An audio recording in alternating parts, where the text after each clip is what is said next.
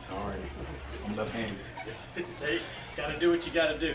Okay, we're here with the victorious head coach, Lauren Johnson of the Highland Springs Springers. Coach, Meadowbrook made you work for this one. They absolutely did. It's a good team. I told everybody all week long they were the best 0-2 team in the area by far. No slight against Thomasdale. I know they were in that same situation with any other team. But that's the best 0-2 team that I've seen. So we knew it was going to be a tough game. Talk about the flow kind of went against you early in the game.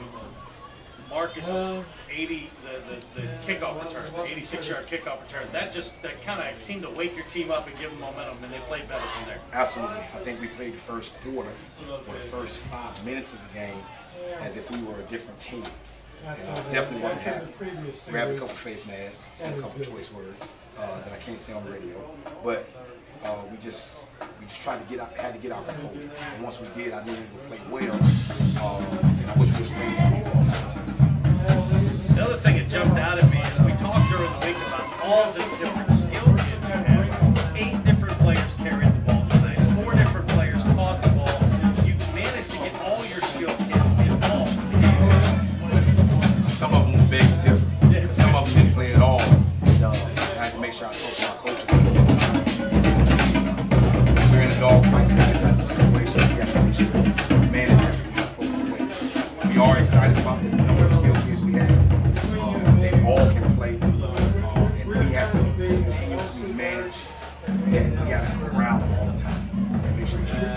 Let's go back to the kickoff return for a minute. The first kickoff they did short. You pulled the guys up. They kicked it over your head after the second touchdown, but then they kicked it to Marcus the third time, and you had it right where he wanted, and he wasn't touched. What a great play. Yeah, we work on it, and I spent a lot of time in the offseason trying to find different ways to get our special teams to excel and be a lot different than what they were last year. So myself, Terry Meeks, Coach Simmons, and a lot of other guys on staff just kind of studied a little bit more, went away from some of the things that Coach Beamer does that we've traditionally done, and moved to kind of some of our own things and branched out a little bit. It's just been wonderful for us. Coach, that was a spark you needed. It looked like to me Meadowbrook was just being physical and running the football and kind of took the wind out of your sails because you were on your heels the whole time. Absolutely. The kickoff return was the spark you needed. It looked like your whole team just changed. Yeah, it did. You guys hit it right on the head. It's no different. Anybody listening on the radio, if they heard me, that was the key.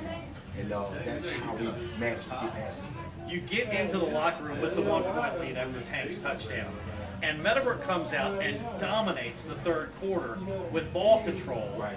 But you kept them off the scoreboard, and the domination was between the 20s. Talk about the defense making plays when it counted. Well, Coach Simmons and Coach Reynolds and Coach Lawrence and Coach Ford and all those guys on the defensive side of the ball, they just made a lot of adjustments, and they just made sure we lined up appropriately, did what we were supposed to do. And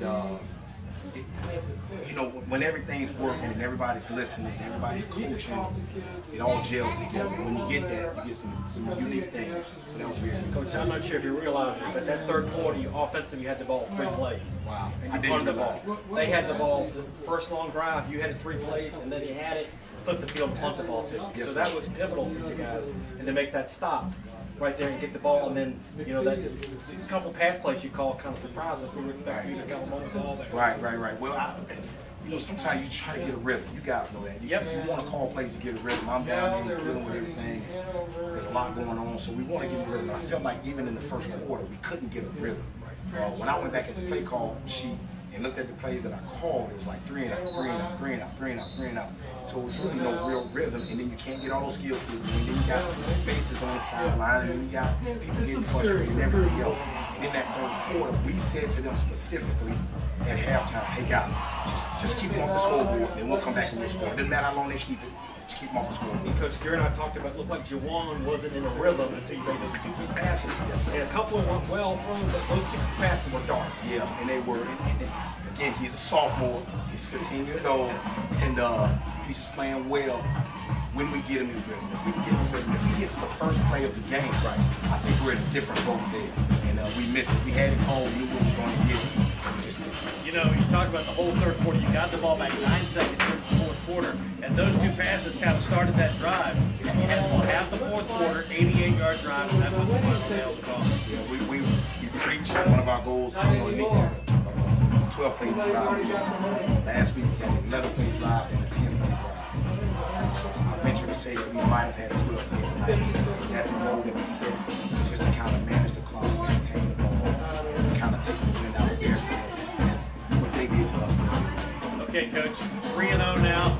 Get a good win over a Meadowbrook team. 3 games in, how do you feel about where you stand? How do you feel about the way you are with the kids? We got a lot of things to work on.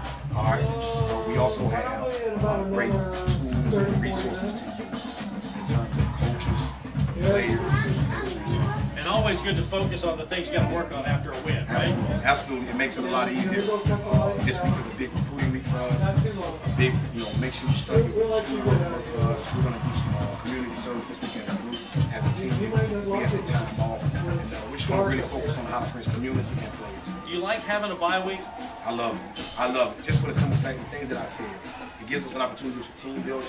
It gives us an opportunity to work in our community, do some community service. And you can really focus in on a few things you got to correct, right? We got some guys that we got to fix some things and polish some things up.